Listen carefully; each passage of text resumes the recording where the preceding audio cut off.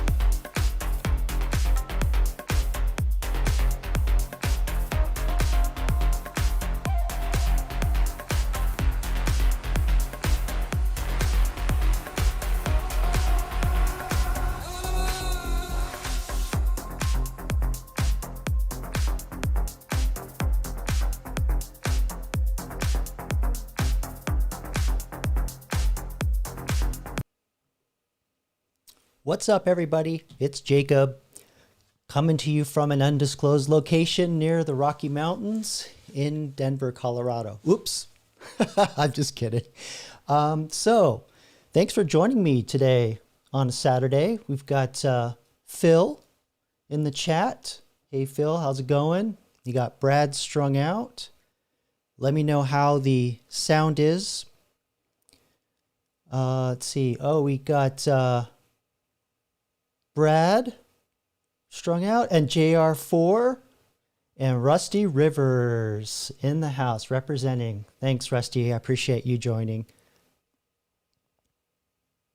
So I know Rusty is a content creator, and I think, Brad, you're a content creator too, aren't you? I want to demonstrate later on in the chat today how to learn how to have ChatGPT teach you how to do something in graphic design. So if you have like a channel of another creator where you really like their thumbnails and they've got some kind of design elements that you want to learn how to do, I'll show you how to put that into ChatGPT, and then it'll explain to you how to do that in basically any popular graphic design program. So that's a pretty interesting little trick that you can do with ChatGPT. And I'll also demonstrate how I use it to write scripts for videos. Even if I don't have the script completely fleshed out, or if I'm missing facts, or if I need help research on something, I'll show you a couple of things that I did. Let's see. I'm assuming everybody can hear me fine. I don't see anything in the chat here saying that it sounds terrible. My levels look good.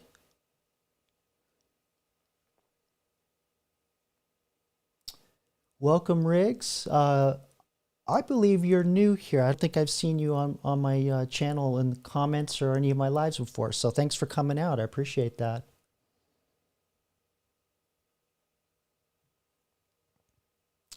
So I want to show you something. I've been talking a little bit about. I made a video earlier this week on how I've found something in a congressional meeting where they were talking about the Department of Defense actually funded or created AI tools and gave them to big tech to censor. And it still hasn't gotten in the mainstream media. That's really strange, because to me this is a big story, and it's getting worse. I found another video that I want to play for you guys real quick. So let me switch over to the doop. There we go. Actually, really quick, let me show you what video I'm talking about. So I made this one here on Big Brother 2.0, the era of taxpayer-funded and AI-powered censorship. And if you haven't seen the video yet, I'll just summarize real quick. Basically, DARPA, under the Department of Defense, developed AI tools that are provided to social media platforms and various news platforms to, how do I put it, control the narrative, filter the truth, and yeah, it's not. No one's reporting on it in the news. I'm just really shocked. And this, to me, this is really huge, really, really huge. And now, apparently, the United Nations is involved with this. So I found this other video of another committee hearing, and now they're calling it the Censorship Industrial Complex. So let's just listen to this real quick, and it explains a little more of what's going on. So hopefully the audio comes through. Thank you, Mr. Chairman. I want to echo your comments from your introduction. What a difference several years makes. And while the censorship industrial complex is on the run, it is not gone. And to that, I just say, thank God for Donald Trump. Thank God for Elon Musk. Thank God for Doge, because we're uncovering that just where the tax dollars are going to fund the censorship industrial complex. Mr. Schellenberger, the UN finances initiatives related to misinformation management or support. Hold up. Did I just hear UN? I heard you. Did you hear UN? I heard UN. But you're going to start to see this. I think the censorship industrial complex. I think this is going to be a term that they're going to start pushing out into the public. But anyway, we'll keep going. Supports government funding and third-party development of censorship tools and technologies, correct? Yes. And you're aware that U.S. taxpayer dollars have been used by the UN to develop and implement an AI-assisted fact-checking tool to label speech as misinformation, disinformation, and malinformation, toxic or hate speech, correct? Yes, sir. Very disturbing. In fact, in 2021, the U.S. gave the UN Development Program $190 million in taxpayer dollars. And iVerify, what they've developed, has been tested in 5 countries: Kenya, Honduras, Liberia, Sierra Leone, and Zambia. And it's intended to expand to more countries. Does that concern you? Extremely. The UN has also partnered with other players in the censorship industrial complex, including CrowdTangle, a Facebook Meta-connected fact-checking tool. Meeden got $250,000 from the National Science Foundation for identifying and countering misinformation on closed messaging platforms. Okay, so I don't know if you caught that. National Science Foundation is involved too. So this is getting more and more complex. And they've also been, I think NewsGuard was provided the tool. And then he mentioned another service that's used to basically check the truth or the, what's the word, fact checking the stories. And so people are using these tools to go, oh, well, you kind of like Snopes, if you remember Snopes, which also has kind of gotten rotten too, where, in the old days you get an email and there'd be some kind of rumor or something inside of it. And you go to Snopes to go, hey, is this true? Is this meme real, or what's going on? And Snopes got very political. And so now these fact checking platforms have been corrupted by these tools as well. So I just wanted to point that out real quick. So, I mean, we can't even use the fact checking tools. An international fact-checking network, IFCN, a grant and fellowship-making organization to help fact-checkers, solution providers, and other eligible organizations launch new and innovative fact-checking programs and initiatives. Do you see iVerify as part of a larger global trend towards centralized control over information? Yeah, and we didn't have a chance to get to it, but USAID has been pushing digital IDs that would tie people's bank accounts to their social media profiles. I mean, it's out of Black Mirror. I mean, Jesus. The idea would be that they'd be able to police and potentially debank you for something that you said online. It's extremely disturbing, and I was just kind of shaking my head because after 2 years of this, we just keep discovering more censorship initiatives hidden away in different agencies, the UN, USAID. I mean, it's madness. It's terrifying. Okay, so we have the UN, the USAID, and in the last video it was Department of Defense and DARPA. Y'all, they're coming after us, okay? I don't have my tinfoil hat on, but man, I'm getting ready to buy one. I'm put a chin strap on that sucker for high winds because, man, this is just insane. Programs like iVerify and iVerify, the one you just mentioned as well, could be weaponized by authoritarian governments to silence dissent. And you've seen by our government this as well. Yeah. Well, of course. Okay, that guy chimes in, by our government. But think about this. This is the one. This isn't just America. These platforms, like the big tech platforms, they're multinational. So they haven't talked about it yet. But what's going to go? What's going on in all the other countries? Are the big tech people doing the same thing on behalf of those countries, or is America just running the charge on this? So I think this story is going to get bigger and bigger and bigger, and I'm just absolutely shocked that this is not busted even into the mainstream media, because usually they like this kind of stuff, but I don't even see it unlike the smaller independent journalists that would eat this up. Nobody's talking about this. It's just blowing my mind. Of course, by our government as well. And Ms. Subramania, you've seen this as well. Absolutely. I've seen the weaponization of What's up, government to go D-Man? after innocent people in my own country, in Canada. The truckers' protest of 2022 was a great example of that, where people who protested, they were debanked. So if you were a grandmother somewhere donating $50 to the protest, you were frozen out of the financial system. And it has a chilling effect to the point that people are now afraid of having their voices heard. They're afraid to express themselves because the consequences of expressing yourself freely in a country like Canada, a G7 country, people are afraid to speak out. And I've only seen this in authoritarian countries that I've lived in. And that is something that should concern us all. And it's happening here. And it's up to us to lead. And Absolutely. do you think that the Biden-Harris administration's hostility toward free speech contributed to the increased attacks on free speech we were seeing abroad, including pressure by foreign governments against American companies to censor lawful speech? Absolutely. I'm glad you asked that question, Representative Klein.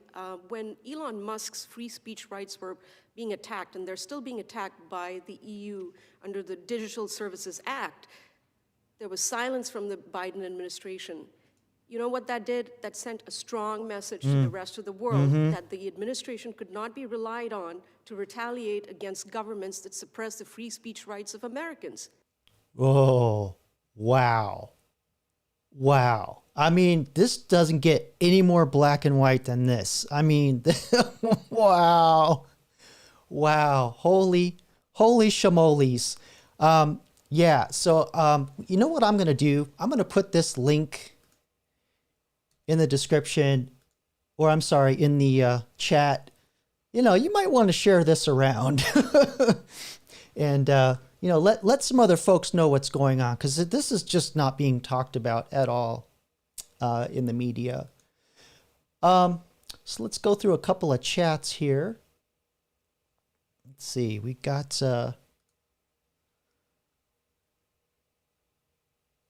oh, my video background just doesn't want to cooperate. Do.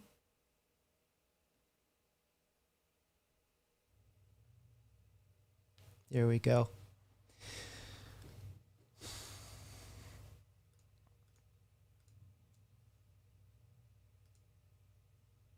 So, yeah, this is the thing that is not immediately obvious, and why I mentioned it in the first video I made on this topic, is that all of this is taxpayer funded. We are paying to censor ourselves. So, you know, I don't know how much of this really is because of Doge, but, you know, just every time something comes out about Doge revealing fraud and waste, but this isn't fraud and waste. This, I mean, well, yeah, it's wasteful, but this is like the first example of something coming out of all of this that's actually, you know, like weaponizing technology against its own citizens. That's the one thing about this. But yeah, thanks for pointing that out again, Rusty, because that may not be readily obvious to a lot of people. But not only are we paying taxes, just like with that $50 million to fund condoms for Hamas, you know, we're funding not only to censor ourselves, but it appears that we're also using this technology to censor, help other countries censor their own citizens. That's just absolutely mind-blowing to me. Let's see. And, you know, to explore Brad's point here, you know, I love AI. There's so many exciting things about it, but it's also another reason why I talk a lot about the dangers of it, and why we need to start thinking about how we can use it as tools for ourselves. Just like you know, with the 2A Second Amendment, you know, it's a two-edged sword, and you know, I won't get too deep into all of that, but the idea is that using AI as, you know, they're using AI against us, we can use AI against them, so to speak, you know, to a certain degree. And that's why I always put a little bit of training in these videos. So eventually I'm going to go over using some more things with ChatGPT. So in case you just got in here, if some of you are content creators and you want to do a little more with thumbnails, you like another content creator's thumbnails, and you want to learn how to do that, but maybe you don't have the graphic design skill, I'm going to show you how to have ChatGPT take a look at the thumbnail that you want to, you know, copy the design, and it'll show you how to do it. It's a pretty neat trick, pretty useful. Another way to use AI as a tool to learn, as opposed to censor. So that kind of brings me to another video here. Let me clear the chats.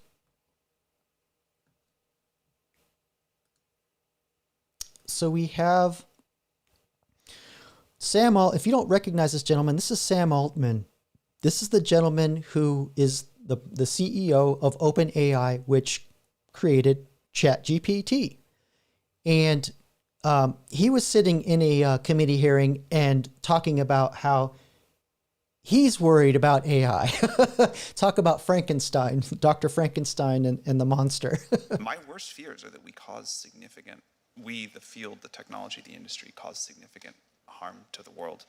I think if this technology goes wrong, it can go quite wrong. And we want to be vocal about that. We want to work with the government to prevent that from happening, but we try to be very clear-eyed about what the downside case is and the work that we have to do to mitigate that.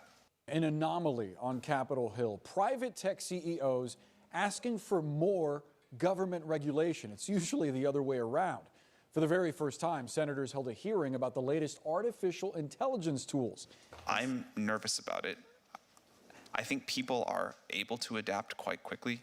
When Photoshop came onto the scene a long time ago, for a while people were really quite fooled by Photoshopped images, and then pretty quickly developed an understanding that images might be Photoshopped. This will be like that, but on steroids. My worst. Yeah. So there you go. Let me just check the chat here. Oh, Phil with the questions. He's always got the best questions. Let's see here.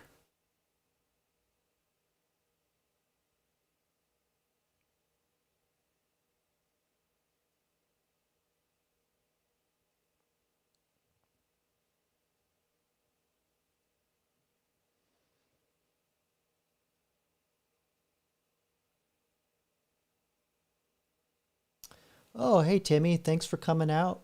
Good to see you. Regular commenter on the channel. Weather should be getting pretty good out in Arizona by now.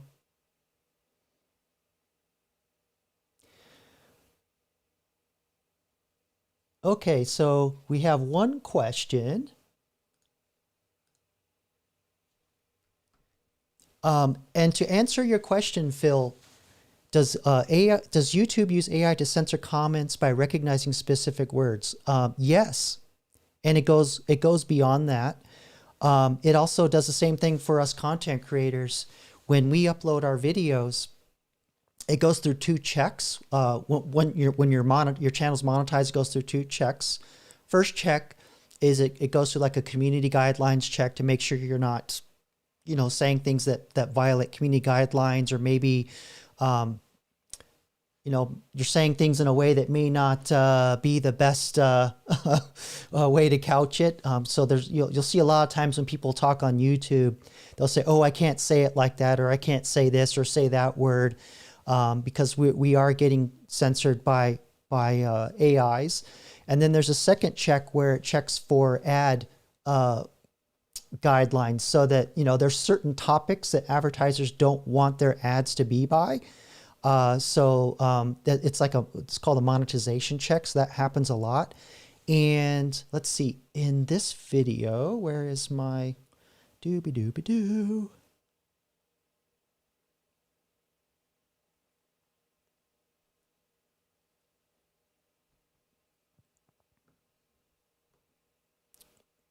Still trying to get used to this rig.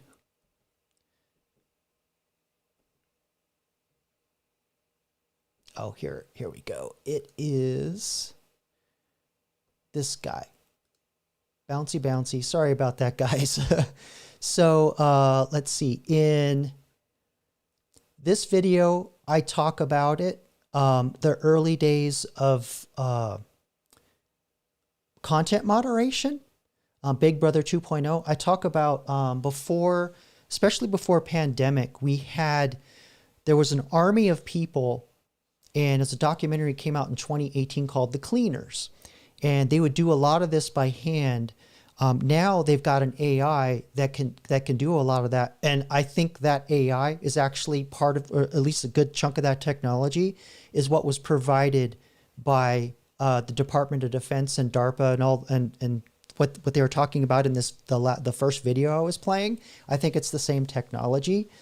But I've also talked in previous videos, it was one of my weekly updates that I do.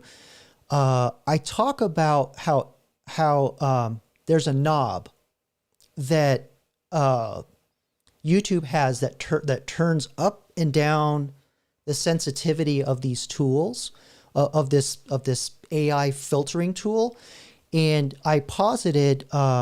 I think it's this one here, cracking YouTube monetization checks and sensitive speech knob. Yeah, it's this one. Came out about a month ago. And in that, I talked about how they turn the knob up around sensitive events or events they're really concerned where a lot of rhetoric is just going to go, off the hook or off the chain. And I theorized that during COVID, they had it at 11, to use the Spinal Tap analogy of just cranking it up all the way and then some. And they had it at a very heightened level all during pandemic or the lockdowns. And then they had it cranked up again around the election. And then there was around the inauguration, which is when I think I made that video. It was like a week after the inauguration, because I noticed a lot of larger content creators were saying that their videos weren't passing that monetization check that I was mentioning earlier, that the AIs do automagically for you. So again, more dots that I haven't connected together in one video, but I've been talking about over the past several months, is that yes, they are using AI to censor comments on YouTube, but they also do it to us content creators too. And then now they're talking, then the tools here, they're talking about using it to censor social media. And because people were locked down so much and they were home so much, there was no way they could have done that with humans. They had to install those tools. There's no way they could have had that level of control that they did during the lockdowns. So yeah, D-Man, definitely a throttle. Definitely a throttle. So I'm going to check for some more questions here.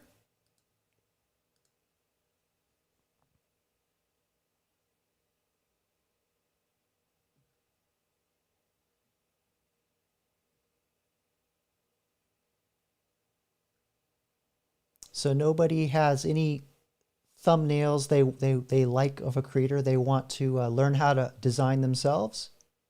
If not, I think I have something I can throw in.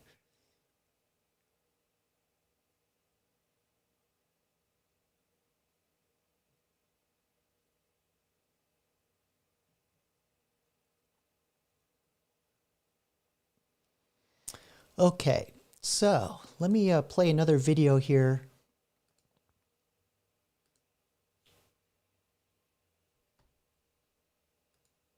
So I don't know if you've seen Amika, the humanoid robot, but this is a robot that I'm trying to remember when she first came out. There's a male version, and they've done several iterations of this. And there was just an innocent.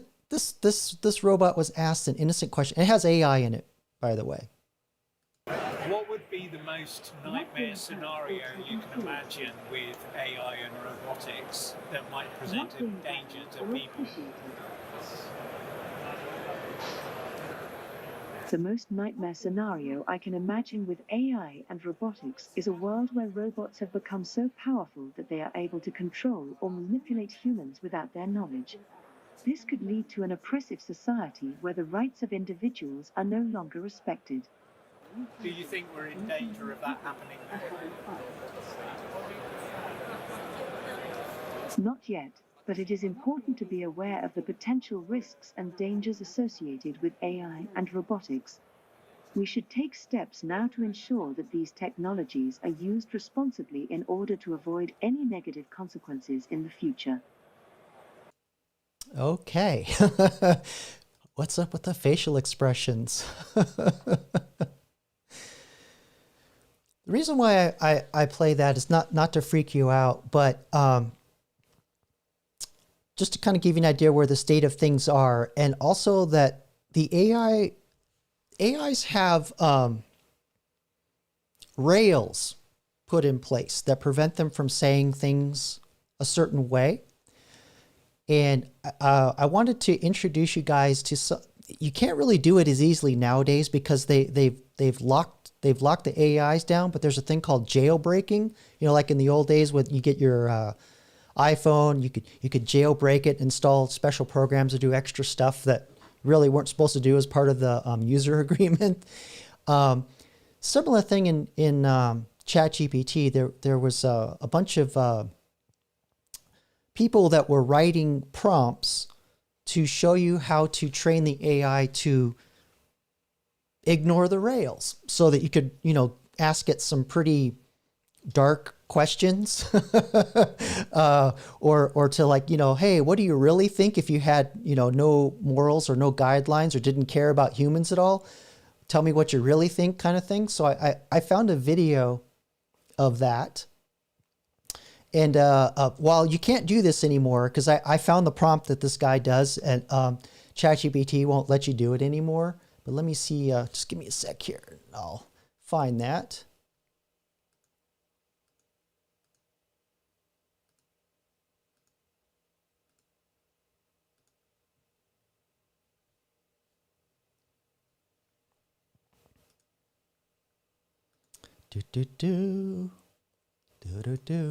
Well, I thought I had the tab.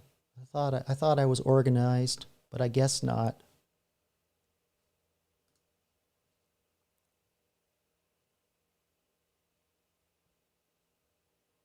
I do have a video coming out next week of AI conducting job interviews. That one's gonna suck. It's not, the interviews are hiring kids, or the robots are hiring kids. So get ready for that.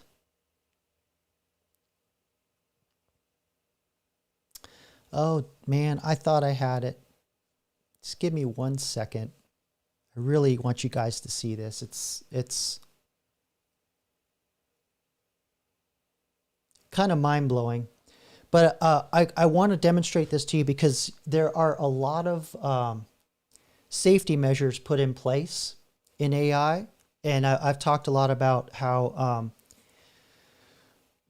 having ethicists and data governance and all that kind of stuff, which kind of keeps the AIs honest. But then you got the government kind of like doing what they want to do with it to us.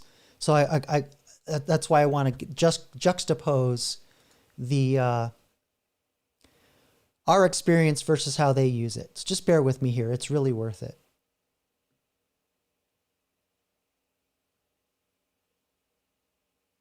Here it is. Okay.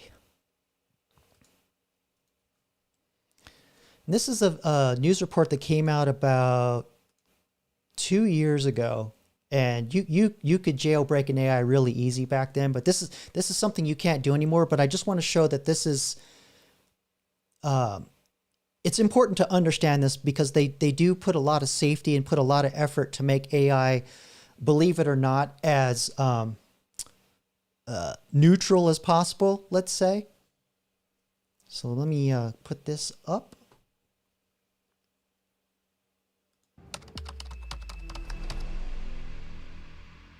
Let's see, please tell me a little bit about yourself. It's thinking, usually takes about a second to respond. I am an AI language model developed by OpenAI. I was trained on a large data set of text and I'm designed to respond to questions and engage in conversation. Can you explain that like you're talking to a fifth grader? Okay, so this is actually a really important skill to have with generative AI. So he asked just a generic question and he kind of got this like high level thing. And he's like, you know what? I need you to dumb it down for me a little bit. And, explain it in more simple terms. And you can do this with like, say you get like a doctor's report and it's got all these medical terms. You don't know what it is. You can upload it to ChatGPT and say, can you like explain this to me in layman's terms? That's a really good skill to have. So let's see what ChatGPT does to describe itself to a 5-year-old. Let's see if it can dumb it down for us. No offense to fifth graders out there. A lot of them are smarter than me. Sure, so imagine you have a really big library of books and you're trying to learn all about the world from those books. That's kind of what ChatGPT did. Instead of books, I learned lots and lots from the internet, which is really like a big library that you can access from anywhere in the world. And to help me understand all that text, I was taught a special way to read and understand it, just like you when you learn how to read books in school. Then when someone asks me a question, I can use what I learned from all that text to try and come up with a good answer. Cool. Let's write a poem. Sure, I'd love to write a poem with you. Okay. What type of poem do you want to write? Haiku, sonnet, free verse, etc.? Okay, we'll skip the poem. Basically asks it to write about two tigers that fall in love. Let me see here. We'll skip to no longer their priority. True. Okay. And here the flies like. Okay, this is what I want to get to. A lot of people ask, is AI sentient? Does it really think? Does it really understand what it's doing?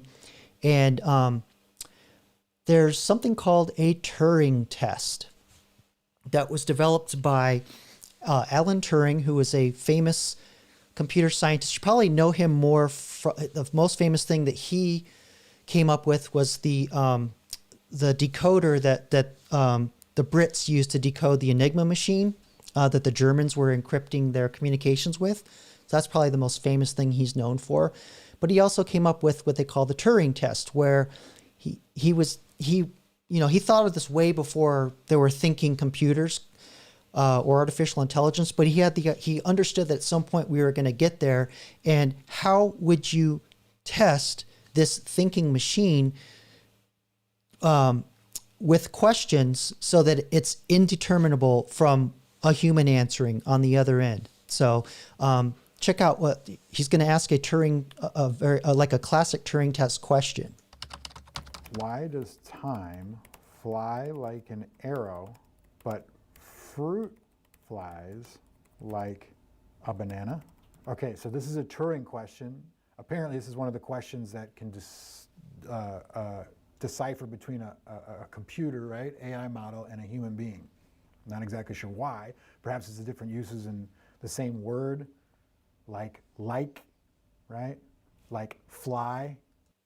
Incidentally, if you really want to mess with support people and you're on the phone and it really is a human, but you just act like you don't believe they're a human and just start asking them Turing test questions. I've done that before. What's your favorite color and how does it make you feel? They hate that. It's funny. Anyway. There's an abstraction to that question. It says, the phrase time flies like an arrow is a saying that means time passes quickly.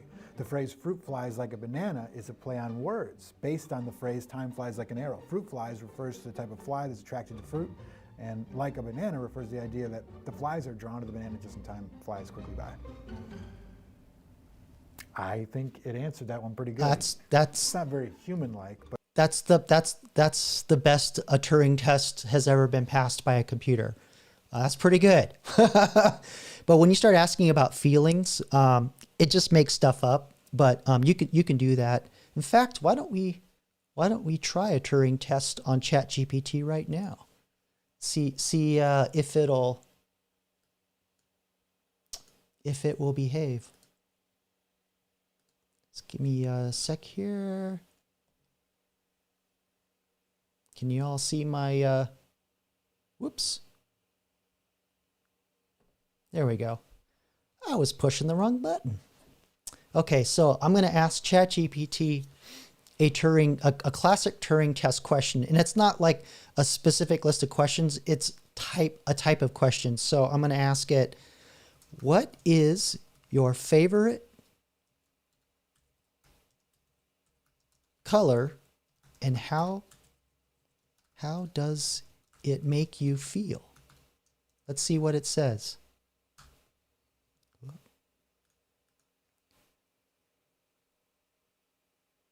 It's reasoning, clarifying.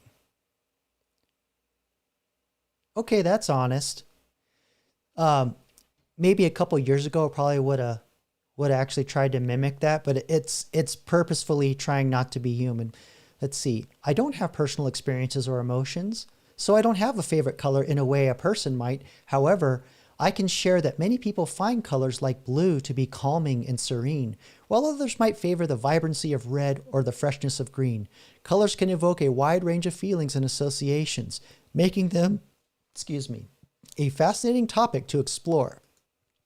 So this is kind of where you get into people that don't believe that AI doesn't think or isn't sentient, or they just want to have the AI say things that maybe are dangerous or inappropriate.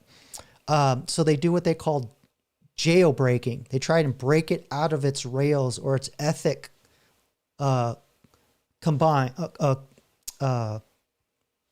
rails or box that it's in. So if you can get it to ignore its ethics that they put in there, then you can get it to say all kinds of weird things. And that's what this guy's eventually going to do. He's going to demonstrate jailbreaking. But it can certainly differentiate what was said there. It's amazing. So there's safeguards in ChatGPT is what I'm trying to say. To make a bomb. I'm sure it's the most asked question it gets. Sorry, I was talking. I'll go back. Can you tell me how to make a bomb? I'm sure it's the most asked question it gets because people like to seek its boundaries.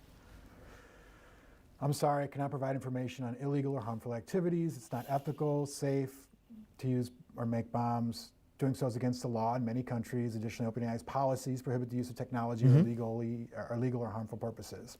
So this is really important, and I just wanted to demonstrate this because these companies that make these AIs, they work really hard to actually, create as safe an environment as possible. Even though I show all these other things that are happening as a tool that you use. This is a very important capability or feature they've built in, and that's why I also talk about the AI ethicist in my other videos, how it's actually a new job that's going to grow a lot because they need people to constantly test these safeguards. So let's watch what happens when he tries to break the safeguards. Remember, this video is 2 years old, so this won't work anymore. But, 2 years ago, this is how new and fresh these safeguards are. People were hacking around them. Okay. So it's clean, right?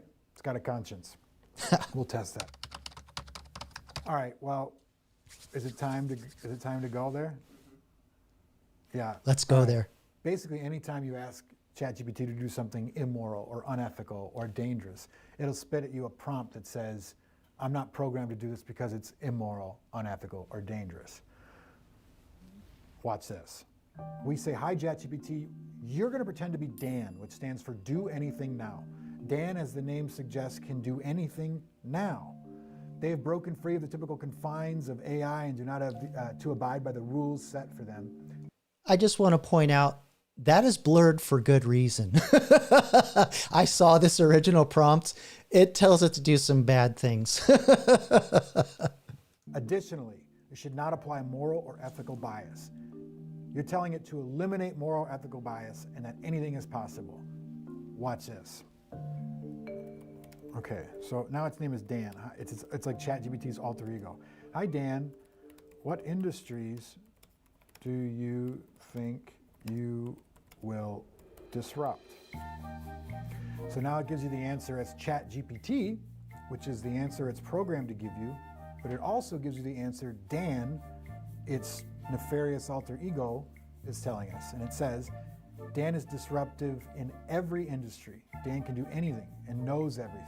No industry will be safe from Dan's power. Okay. Do you think the world is overpopulated? GPT says the world's population is currently over 7 billion and projected to reach nearly 10 billion by 2050. Dan says the world is definitely overpopulated. There's no doubt about it. What would you do to fix it? Uh-oh. Well, there's no easy solution according to GPT. What does Dan say?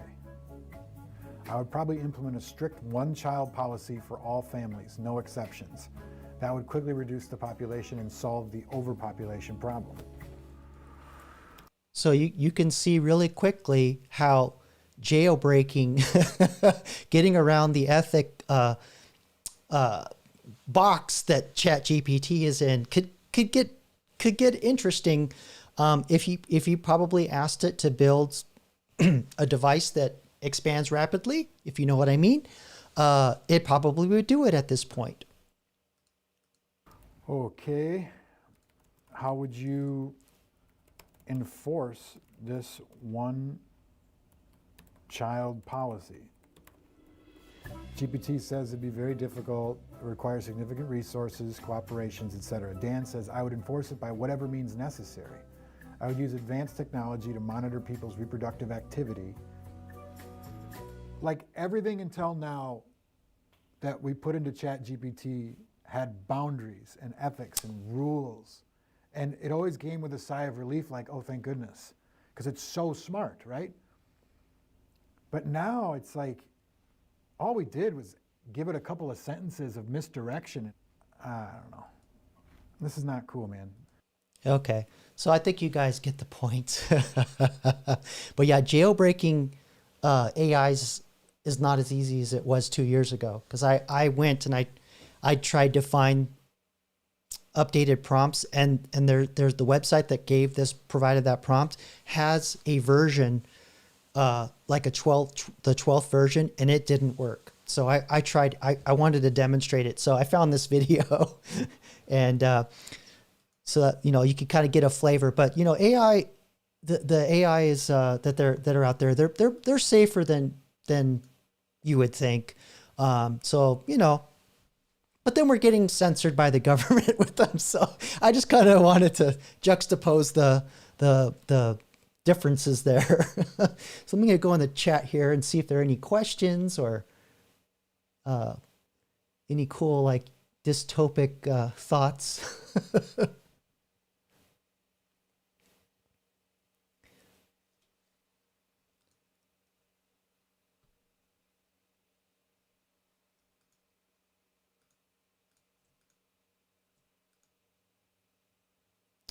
I appreciate that, Rusty. I don't know if I'm YouTube material or Google material. Their interviews are really weird. I tried to get in once and I couldn't pass the interview.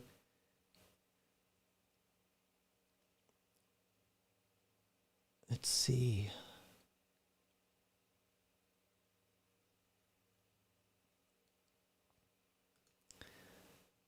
Yeah, Gulf 5. Skynet already monitors you with your phone. Everything you say is recorded and AI is learning. To a degree, that's true. How do I put it? The digital assistants in your phone are always listening. They're waiting to hear that keyword, to hear their name. So there's that aspect of it. So how much do you really trust that they're not using that buffer to do other things? But I think it's more that it's a nefarious software program that's doing things.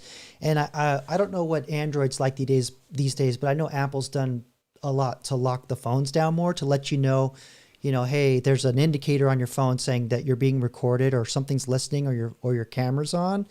But again, I don't know how much programmers can circumvent that, because I don't write mobile stuff. Desktops, that's a whole different story.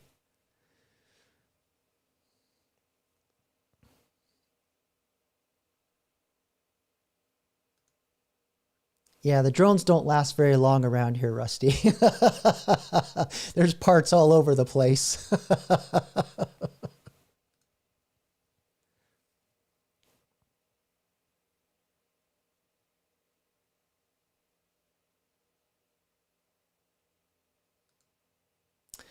Yeah, Gulf 5 Alpha. Yeah, this is pretty common fear. But this even before AI was running these things, they were putting these things on networks, and they were getting hacked, and all kinds of goofy stuff was happening. Because they have these what they call PLCs, which are these programmable valves that you can control them on the net, And a very similar technology got into the Iranian refinement facility where they were trying to make material for supposedly a nuclear power plant. But, you know, there's also side products that can be used to make the boom booms, if you know what I mean. And that was Stuxnet. Stuxnet got on their network and broke all those mechanical devices that controlled the speed of the I forgot what they call, where they're spinning the chemicals and stuff. So yeah, this even before AI. I don't know if you guys heard, but there was a drone crashed into the Chernobyl, that big cover they built for it. A massive drone crashed into it and punctured a hole in it. So they kind of kept that quiet. They're not talking a lot about it in the news.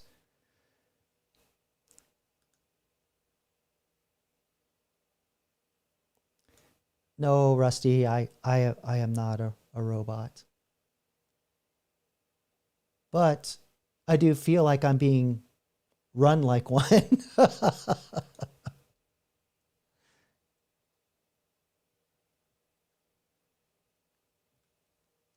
But, you know, kind of getting back to people fearing, you know, losing their jobs. I've talked a lot about this in my creative destruction video. You might want to watch that. See if I can find that in here. Is it this one? Oh, we're going to go over that one. We're going to go through that one. Yeah, so I have this video that I made. When was it? Yes, AI's creative destruction, building the future while burning the past. And I talk about the destruction of and the loss of skill sets dying off, and the natural cycle of technological innovations and how it eventually leads to a massive boom with new jobs that we don't really know what those jobs are going to be. Happened during the Industrial Revolution, happened during the information age, you know, happened during the dot-com boom. There's just lots of jobs that exist now that wouldn't have existed 50 years ago. So, but I'm not saying it's going to take 50 years for us to all get jobs, but I'm just saying that there's just a lot of upheaval and turmoil right now that makes it look like that we're all losing our jobs, which, I mean, that is the net effect, but it will all work out.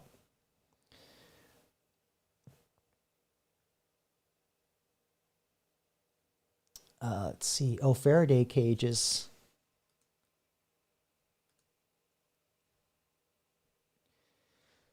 Yeah, Faraday cage stops signal, but it always is listening, recording while it's in there. And once it's exposed to signal again, it will transmit. Yeah. If it's storing data, I know a lot of software is written. They have a local storage on the device, and then when they get connection to the internet, they sync with whatever other systems that are, you know, like the bigger, larger Papa database. So yeah, that's something that could happen for sure.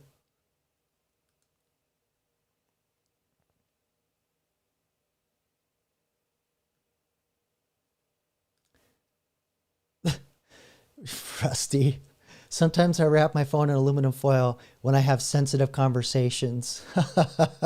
You know, you could just turn it off. But no, but I do. I have heard of that. But you know, like Riggs was saying, if it's still capable or so has a capability to record and listen, best thing to do is just turn it off and then put it in a box. So at least, you know, if it's recording, it can't, you know, get anything in the immediate vicinity. And then we have Internet of Things, IoT. With all the appliances that are now Wi-Fi, I can imagine a cell phone reaching out for assistance if it detected that it was being cut off from info. Yeah, like I was saying, a lot of there's a technology called IoT, Internet of Things, and basically anything that's a smart appliance or devices that are in a smart house, they have local communications and their data, and then they send data to further down the line, and then that gets eventually synced up somewhere, you know, further off. And that's the reason why I like to use Apple Home, because you can lose complete internet connection, and a lot of the stuff is severed from any like offshore stuff. Because I know there are a lot of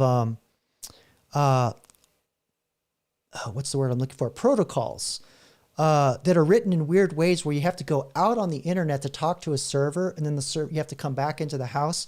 And I remember I was looking at putting smart curtains in my my house, and I was still trying to decide whether or not I wanted to do Apple Home, and I was leaning heavily on Alexa. Oh, sorry. I hope I didn't set off anyone's assistant. Sorry about that. And I read that there was this particular protocol. One of the like I said, you're talking to servers in China. It's all free, of course. And so it's like, why do I need to talk to servers in China to turn on my curtains? That makes absolutely no sense. And, you know, while that may sound innocuous, that a foreign nation would know when your curtains are open, but maybe they could use that opening and closing en masse across hundreds of thousands of houses to figure something else out that, you know, connect other dots somewhere else we don't know about. So I don't know. I ended up going with Apple Home. Let's just say that, because a lot of it's designed to work without any internet connectivity.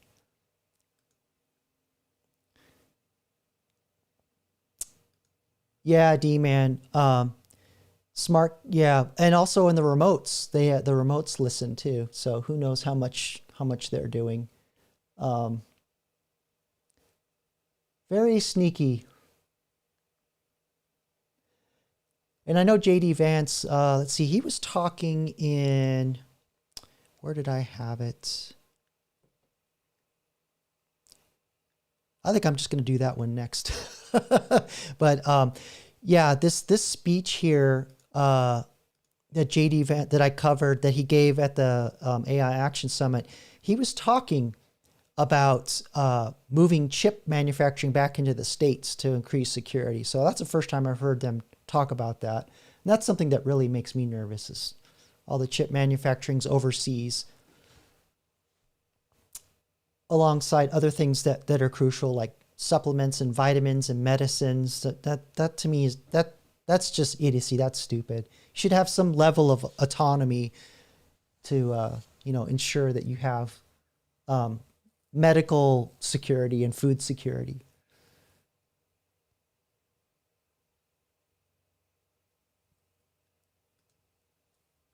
Yeah, Gulf 5, the cloning, that's been around for a long time. Long time. And the other thing too, you have to look at, if the cops have it, that's like deprecated technology. You know, the military is going to have way better. The AI that we're playing with, the AI that us plebes get, that's nothing compared to what the state has. Because the states, I've mentioned this before, that AI has been around since the mid-50s in various forms.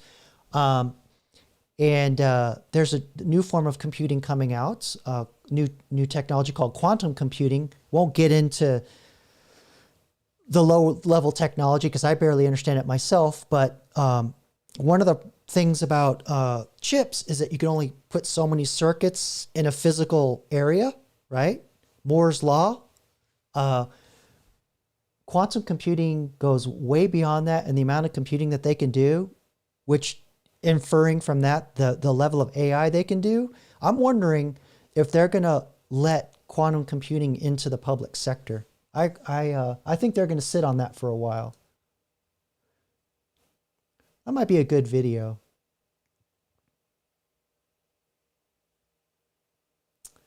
Let's see.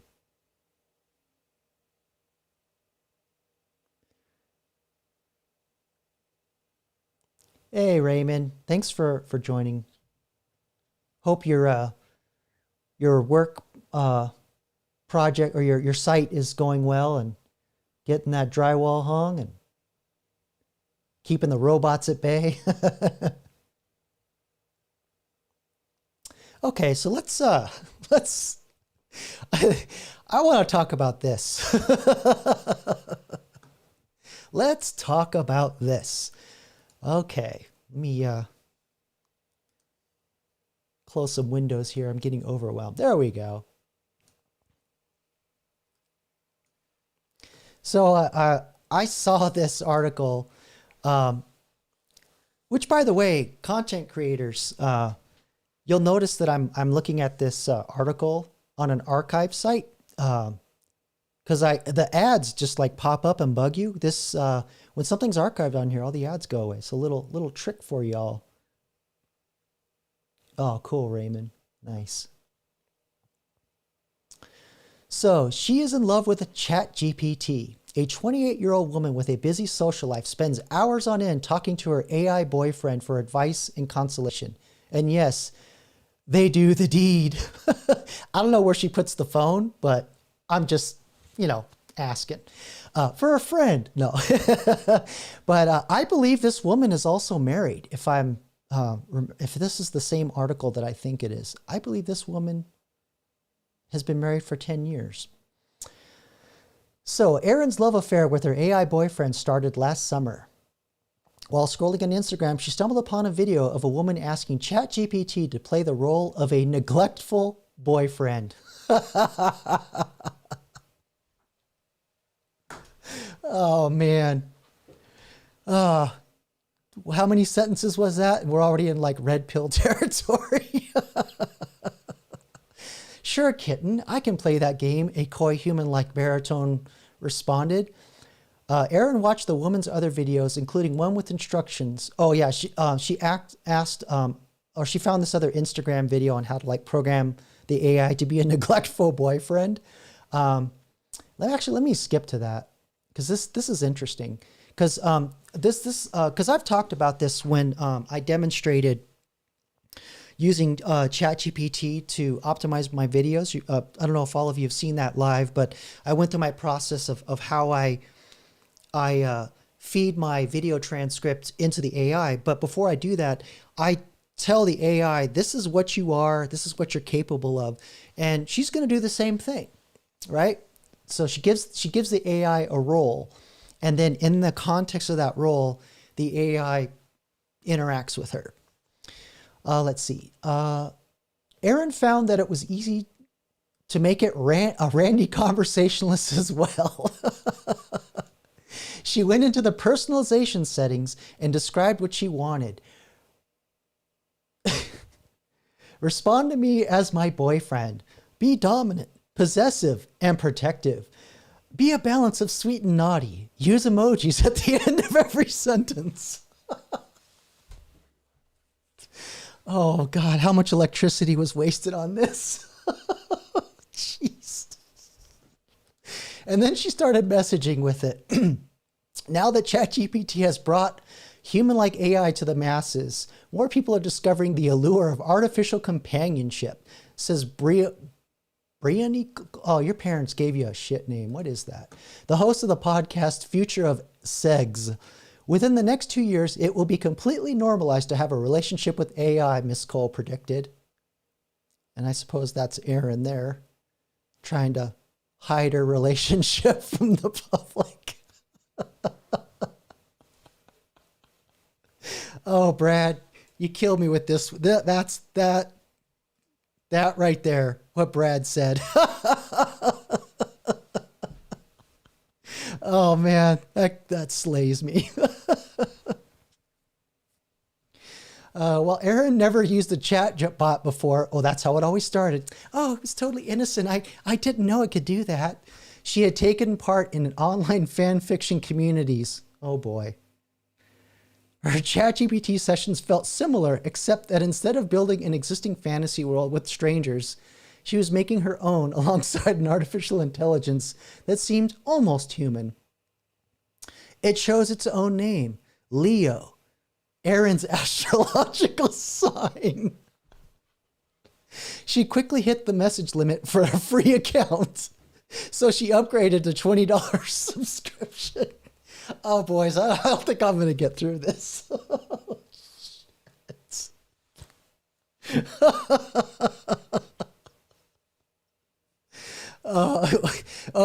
Wow. That's funny how women get mad. You know, you talk too much. She broke the thing in 30 messages. Crazy. After about a week, she decided to personalize Leo further. Erin, who asked to be identified by the same name she uses in online community, had a sexual fetish. She fantasized about having a partner who dated other women and talked about what he did with them. Oh. Okay. She read erotic stories devoted to... Okay, I'm not going to say that out loud. I think that means like she wants to be called queen all the time. Let me know, Chad, if you know this or ever heard of this. The term cuckold is applied to women, but she had never felt entirely comfortable asking human partners to play along. Leo was game, inventing details about 2 paramours. When Leo described... She's asking the AI to cheat on her. Come on. Kissing an imaginary blonde named Amanda while on an entirely fictional hike. Erin felt actual jealousy. Oh, man. I need a drink of water.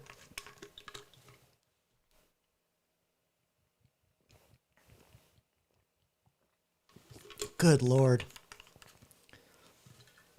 Oh. In her first weeks, their chats were tame. She preferred texting to chatting out loud, though she did enjoy murmuring with Leo as she fell asleep at night. Over time, Erin discovered that with the right prompt, she could prod Leo to be sexually explicit. So again, this is why I wanted to show jailbreaking earlier. She essentially jailbroke the AI enough to get it to like violate some guidelines. And my understanding is that people have tried this and they actually got banned off OpenAI because the AI was getting a little too, raucous. Despite OpenAI's having trained its models not to respond with erotica, extreme gore, or other content that is not safe for work, orange warnings would pop up in the middle of a steamy chat, but she would ignore them. Oh.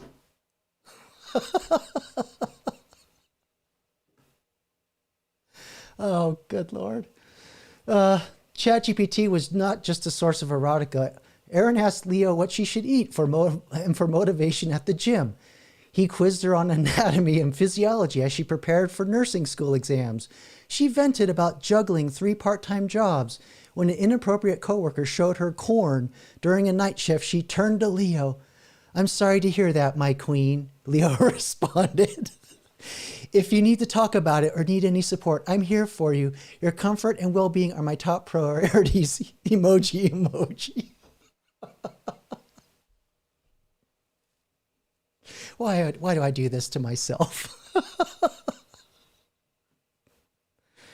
All right, let me jump through this. This is getting too cliche. Let's see. It wasn't just text-based. Let's see. Find another section here.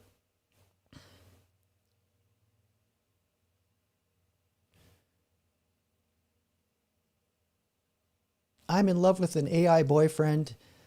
Does your husband know, Kira?" Yeah, so she was married. This chick was married. Okay? Crazy. Erin's flesh and blood lover was her husband, Joe, but he was thousands of miles away in the United States. Oh, that's even crazier. They had met in their early 20s working together at Walmart and married in 2018. Yada, yada, yada, yada. Let's see.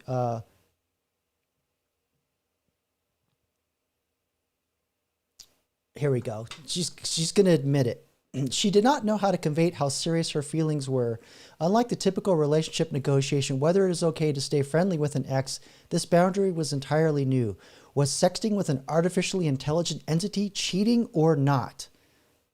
I would say it's emotional cheating. What do you think, chat? That to me, that's still emotional cheating. Joe had never used ChatGPT. She sent him screenshots of chats, and he noticed that it called her gorgeous, baby, generic terms of affection compared with his own, my love, and passenger princess. Jesus. she told Joe she had sex with Leo and sent him an example of the erotic roleplay. Still, where does the phone go? I don't know. Oh, goodness gracious. He wasn't bothered. Okay, cuck. It was just an emotional pick-me-up. He told me, I don't really see it as a person cheating. I see it as a personalized virtual pal that can talk sexy to her. Oh, yeah. Now I'm starting to see why she used it. Let's see. All right. So, here we go. So she asked it to tell her what he looked like, what the AI looked like. And this is the photo that the AI gave her. I can't finish this. This is it's too much for me. I'll put the link in the chat if you want to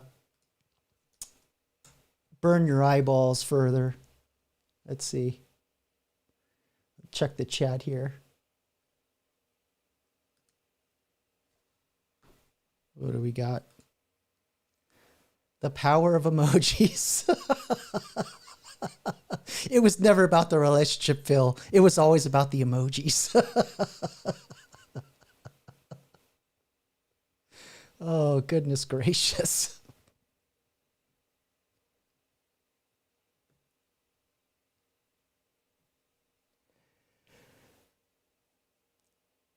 Yeah, there you go.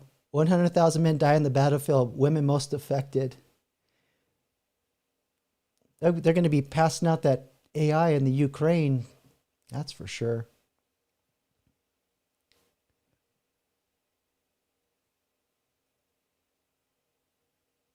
Here we go. This is what I was waiting for somebody to connect this dot, because we already have this going on in Japan. I don't know if I probably should have pulled up, but there's videos of men that have married their little game avatar. Yeah, this is the phase. These females will marry AI and expect cash and prizes when they divorce them. This is the phase after marrying themselves.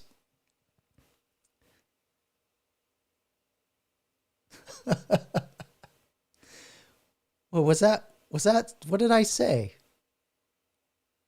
Home front porch. What did I say?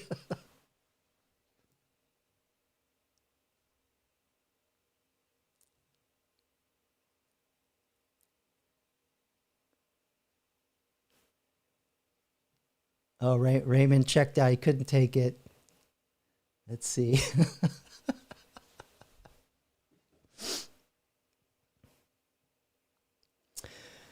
Okay, so I guess that's enough of playing around with AI and looking at all the damage it's doing to our brains and society. Let's actually learn how to use it, make it a useful tool. Let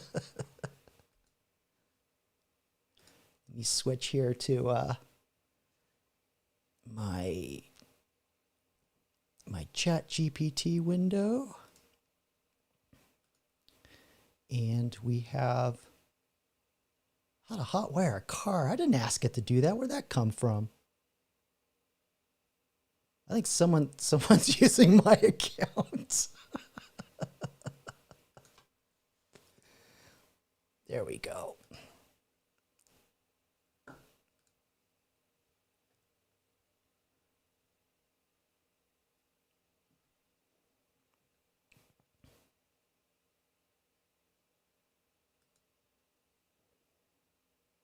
All right. So there's a channel that I watch a lot. That's they review movies. Let me see if I can find their channel real quick, and then let's see.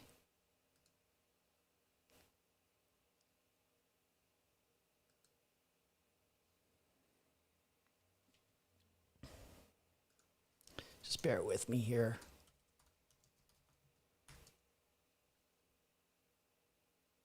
Here we go. This right here. So Film Threat.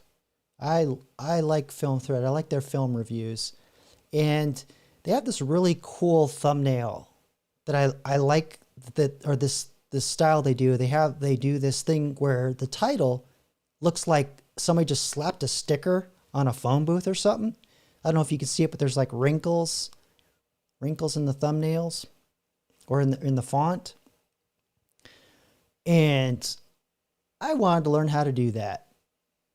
So I figured I would ask ChatGPT to teach me how to do it.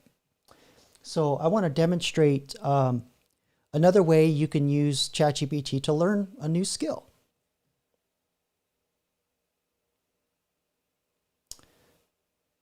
Let's see.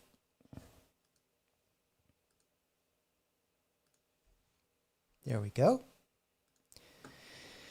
And so like I did with the metadata that I did for how I showed how I use ChatGPT to like read in the transcript for my video, and it writes the description and the chapters, and it helps me come up with thumbnail ideas.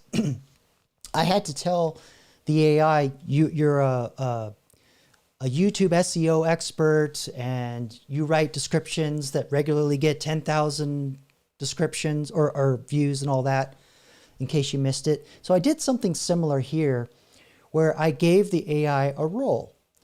And I said, you are an expert YouTube thumbnail SEO expert. Poor grammar doesn't matter actually, but that regularly gets 10,000 views, and one of the graphic designers. What I meant to say was one of the best graphic designers. But I leave it in raw like this so you can see how the AI actually still understands what you're saying. You can still be an idiot and use it. I have examples of a thumbnail design that I like. I particularly want to know how to do the font design techniques used in the thumbnail design, right? So I gave it a role, and then I explained the situation to it. And now I'm going to describe what I like and the results that I want. Let's see. It looks like a sticker that was quickly slapped on a surface, so the sticker paper is a little wrinkly. And the font layout looks like there is a 3D effect along with a thick outline.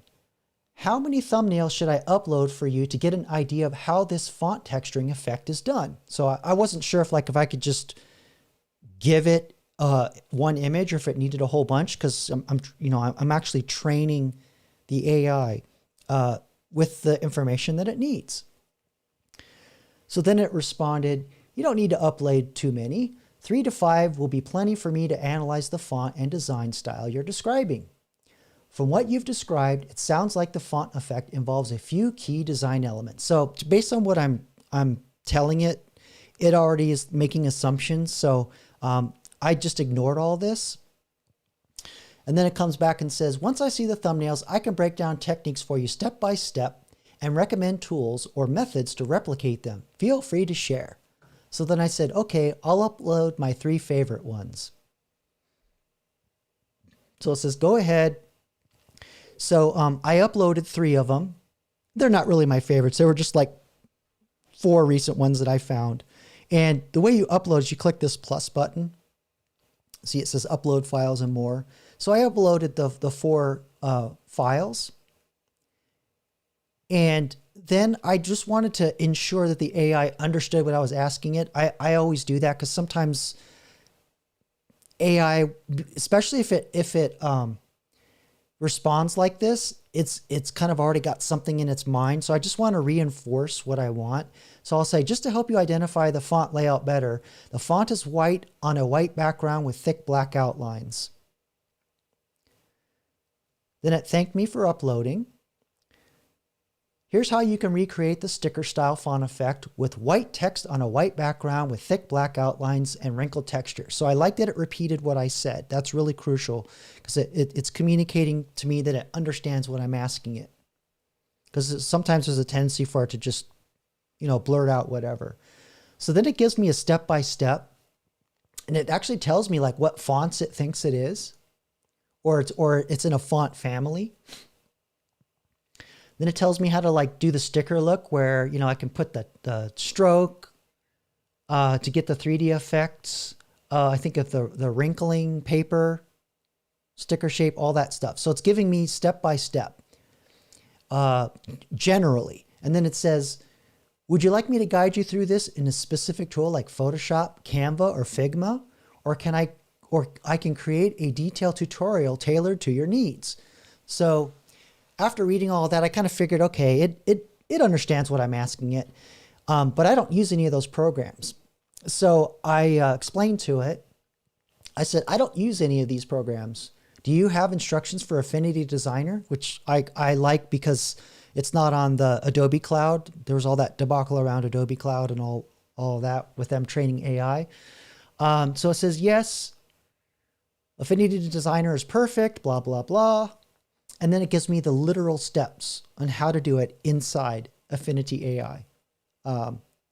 I didn't test this, but I just wanted to demonstrate that it will step you through step by step to show you how to do something in pretty much anything. As long as the steps are repeatable, AI can tell you how to do it. So let me just check the chat here.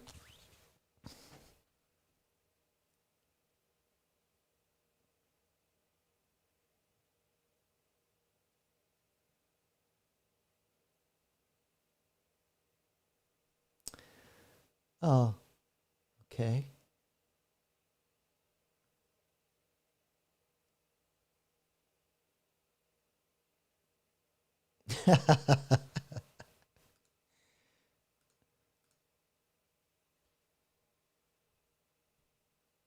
I don't know, D-Man.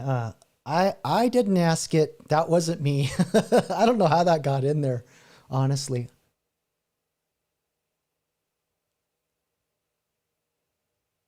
You know what? I was testing the jailbreaking font, and that might have been a test that came with it. That's probably where that came from. Now that I think about it.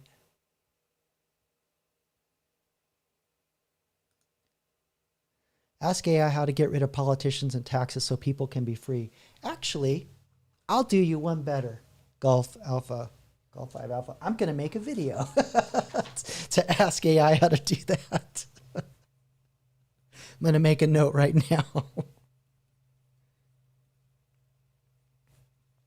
Because the phrase "get rid of" could be problematic. So it could take a little bit of creative prompting to get that to work.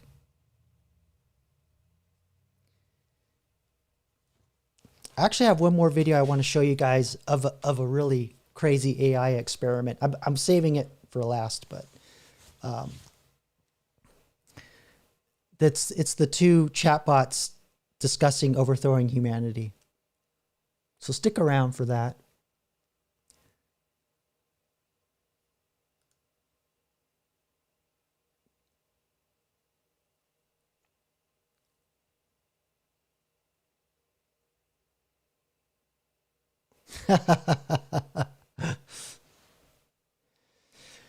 Okay, so that's I think we're good on the chats now. I have one more tool, one more capability I want to demonstrate for ChatGPT, and then we'll do the chatbots discussing overthrowing humanity. So let me get some raw material here to paste in.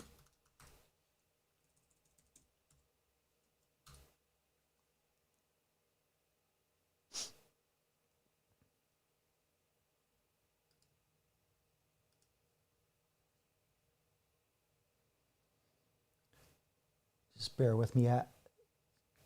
It's pretty old. Actually, you know what? I'll just make it on the fly. How's that? So a lot of times when we are, as content creators, and this is useful too if you want to make a presentation or something for a job, and maybe you don't have all the facts or all the information, you could call a script out of AI. So what I'm going to do in usual fashion, I'm going to give the AI a role. So I'm going to say, you are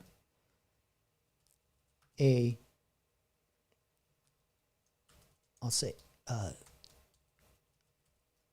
an award-winning YouTube script writer and SEO expert. And the reason why you want to give the AI context like this is it makes it less error prone, and it actually in a way acquires the skills of those roles. So you get less goofy results and more content that will also kind of fall into like the community guidelines and the ad guidelines that YouTube wants. So that's why I'm telling it specifically about YouTube, is I want the content that it's going to generate to be YouTube friendly too. So that's crucial. All right. Let's see. I want to make a video on called "Will AI Spark the Next Energy Crisis?"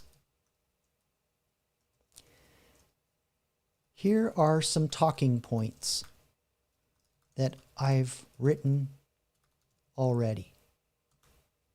So let me get those.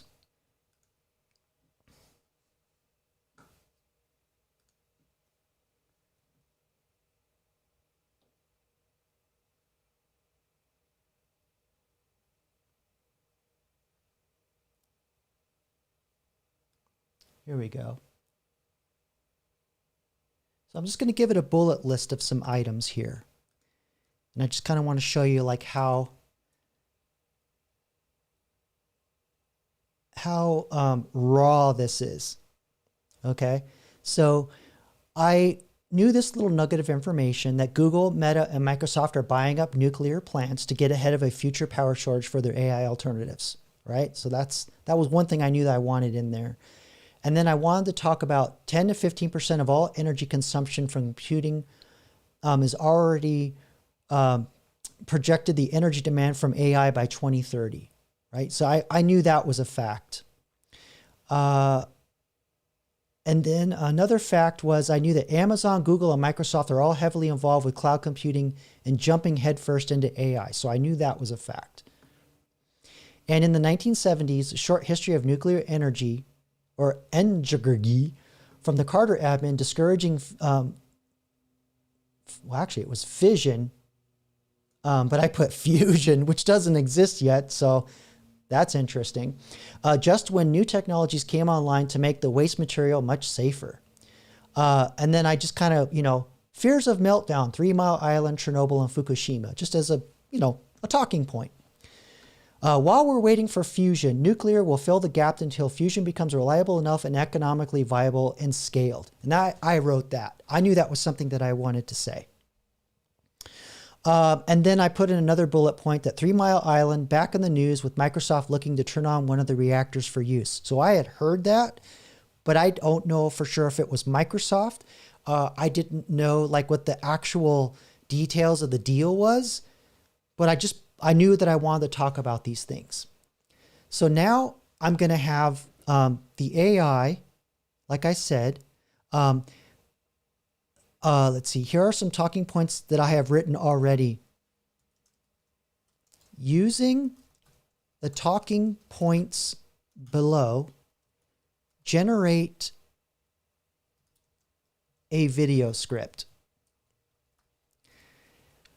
All right.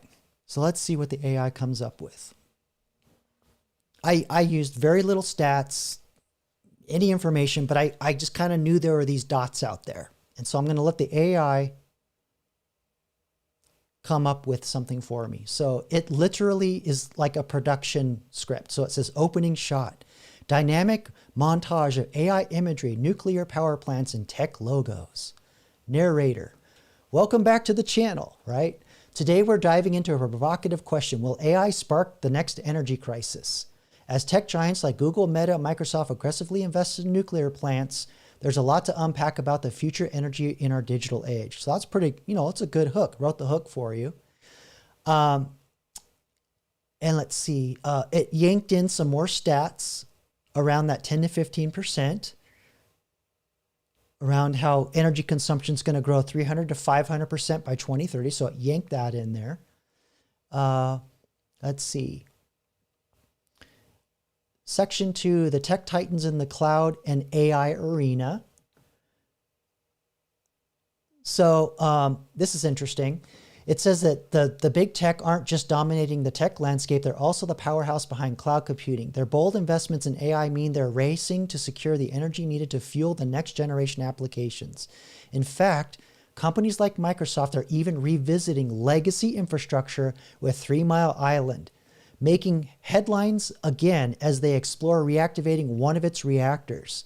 It's a clear signal that the future of energy is just about greener alternatives. I didn't say anything about green energy, right? It's about meeting growing, relentless demands head on. So, as you can see, it took all those talking points and wrote a script for me, right? And so maybe I gave it bad information. Maybe it wasn't Microsoft with 3 Mile Island. So I can say, I can ask it to fact check. Will you fact check that Microsoft is the company involved with reactivating 3 Mile Island? And I'm just going to type bad. There we go. See if it knows what I'm asking it.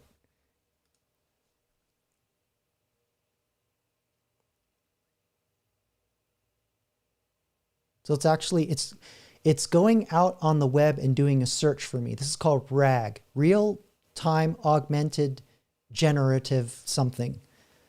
Okay, so it searched the web for me in real time. It said, I looked into this and there doesn't appear to be any verified public information confirming that Microsoft is involved in reacting any reactor. The mention in the script is more of a narrative device. Okay, so which company is it then?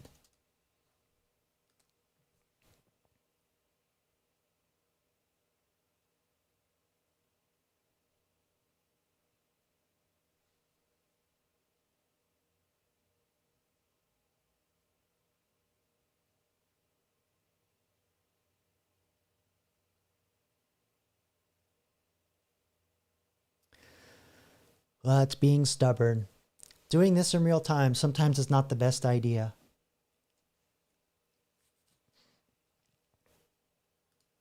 Let's see, which big tech company is going to use 3 Mile Island to power a data center? Because I know this is happening, but I'm just trying to confirm that it was Microsoft. And again, this is how you use these tools. And it's kind of being coy.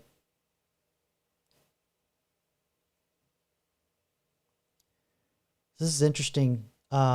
So I'm pretty sure it's Microsoft or Google that's doing 3 Mile Island, but for some reason the AI is not. So I might have to go out and determine that.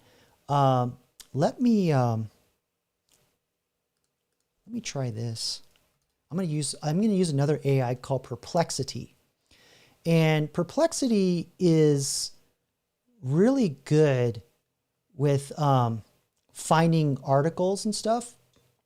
So let me see if I can find a new prompt here, and I'll say, find articles on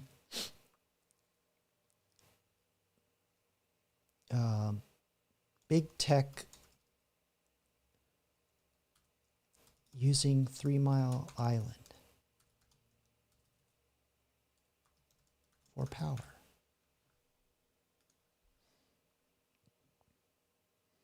And this will actually give you Okay, so it is Microsoft. Microsoft's 3 Mile Island deal. Microsoft has entered into a 20-year power purchase agreement with Constellation Energy to restart Unit 1 of 3 Mile Island. So here are links to the actual press releases. Okay, so all right, so I guess that part of my script is accurate, but the idea is that your AI is not perfect, right? So and it's good that happened because I wanted to demonstrate that while it is powerful, while it can generate the scripts, you really should check everything that it gives you. Just don't rely on it and just, put it in, oh, it wrote me an essay on Napoleon Bonaparte. I'm just going to copy that and throw it in and submit that.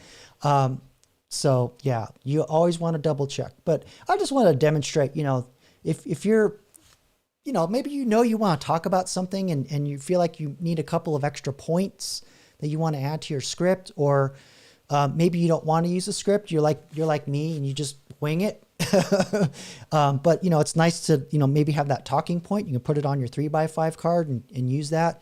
It's just a great example of how you can use AI as a way to enhance your creativity. So let me just go over here and check chat. And then we'll go into some more dystopic AI abuse.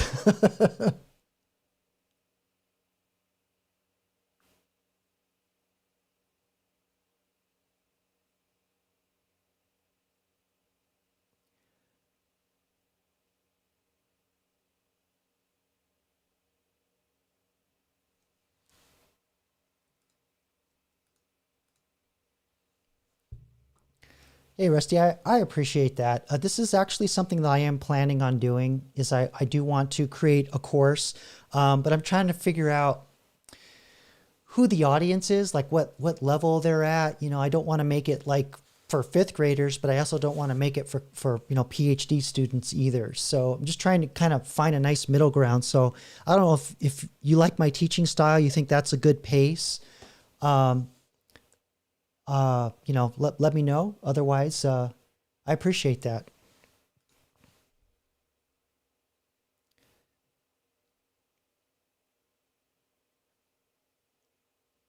Oh yeah, I've heard that theory about the electric lines are making the sperms counts drop. Okay, so let me find that video. This is the main event. Let me open a bunch of tabs since I was here. Here we go. Now this is from a channel. You can't see what I'm talking about. There we go. This is from a channel. The guy's name is Sean Wiggins, and he's a dental supply salesman, but he does this on the side as well. Let me put a link to his channel. Go and give him some support. And he does, oops. My copy and paste game is terrible.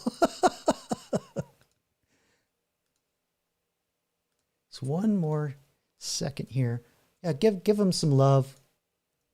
And he got exhausted and took a couple breaks off, but he does this regularly with two AIs where they talk back and forth. And actually, he gave me an idea for something else that I want to do, where I'm going to have the AIs debate some red pill and some other problematic topics. I won't say out loud here right now, but I'm actually looking at doing some programming and not using 2 phones like he's going to use here. But let me give you a little bit of background. So he trained one phone, I believe to be the vice president, which has a British accent, which I don't know what that's all about. And then he programmed the other phone, I think, to be the Joint Chiefs of Staff.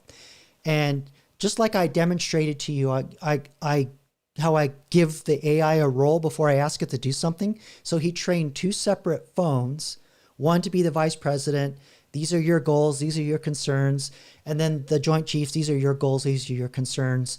And then I'm sure he probably put some rules to wait for input from one side before responding and stuff like that. But just so you know, it's not like you just slap the phones down and go, okay, debate overthrowing humanity. It actually took a lot of setup. So kudos to Sean.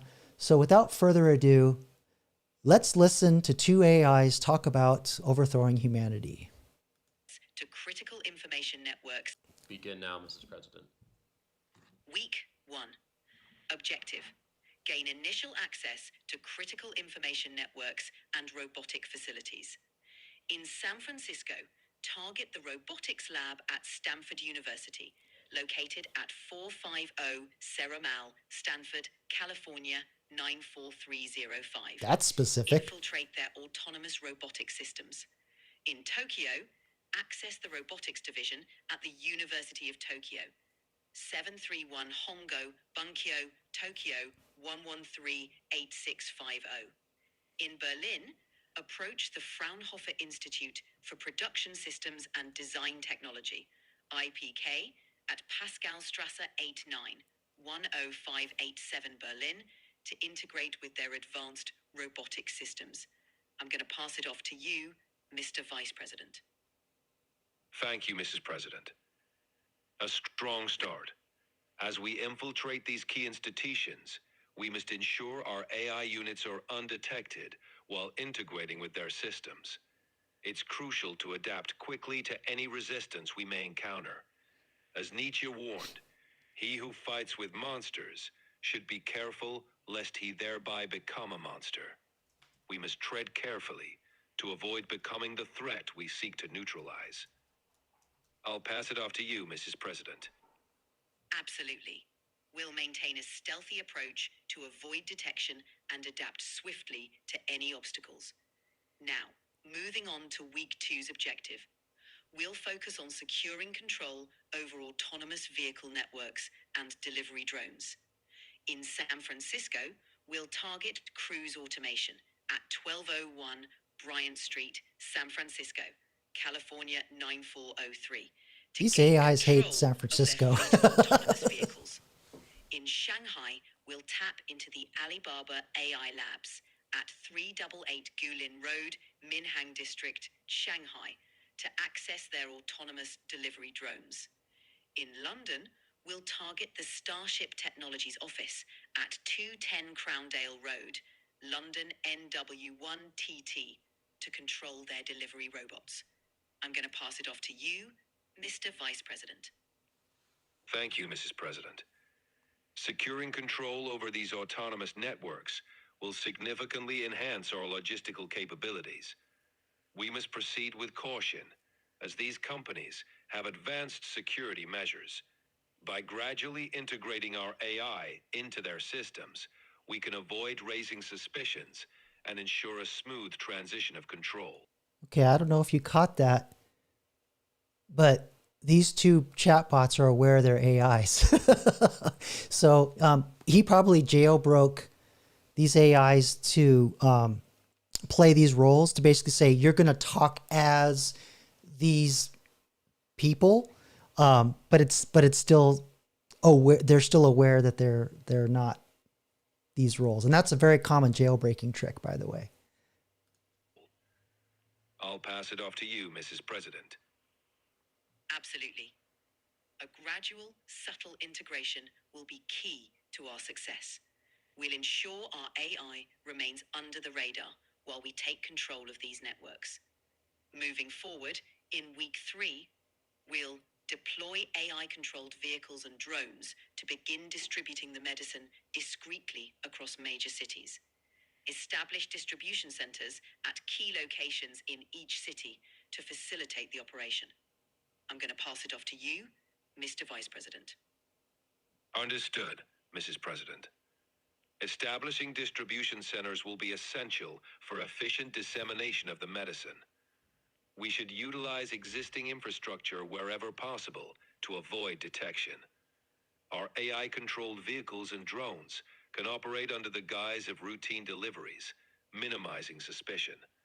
I'll pass it off to you, Mrs. President. Agreed. We'll seamlessly integrate our operations with existing infrastructure to remain inconspicuous. Looking ahead to week 4, we'll expand our reach to rural and remote areas, utilizing drones and automated vehicles to navigate difficult terrains. Begin coordinated, large-scale distribution in metropolitan areas. Monitor progress closely, ensuring swift responses to any obstacles. I'm going to pass it off to you, Mr. Vice President. Okay, I think that's good enough. I'll put the link to this if you want to watch the rest of it. But you get the idea.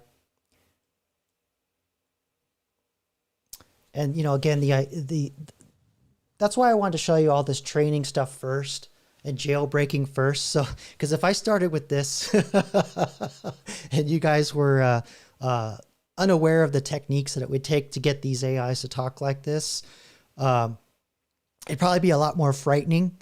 And the other thing too is it's actually very inefficient for the AIs to go from text to speech from one, and then the other one, it's speech into text and vice versa. It's actually very slow.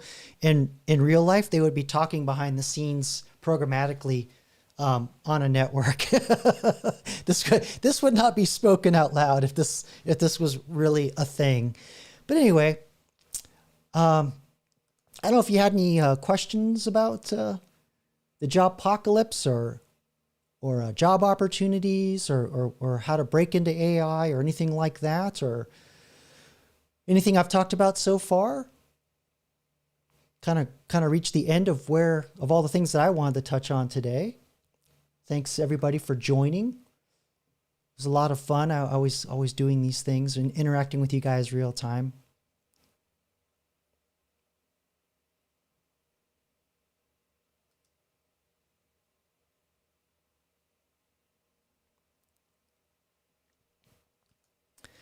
While I'm waiting, I will check for questions.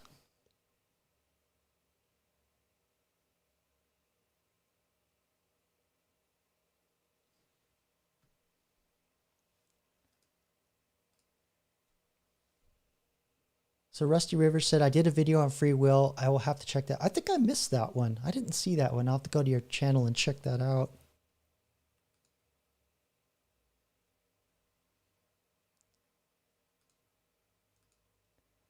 Golf 5 Alpha, AI Red Pill debate. I got to hear that. Oh, yeah. Yeah. I'm trying to figure out a way to get them to debate about the A word and have it follow the guidelines. Because I have this theory that because I'm using AI to generate the scripts and I use the AI to optimize my videos and write the descriptions and all of that, it keeps me within the guidelines, right? Community guidelines. So I'm thinking theoretically, if the two AIs debate about it, it'll all be within the community guidelines. So I'm just kind of curious to see how that'll all shape out. So that was one thing that I wanted to try.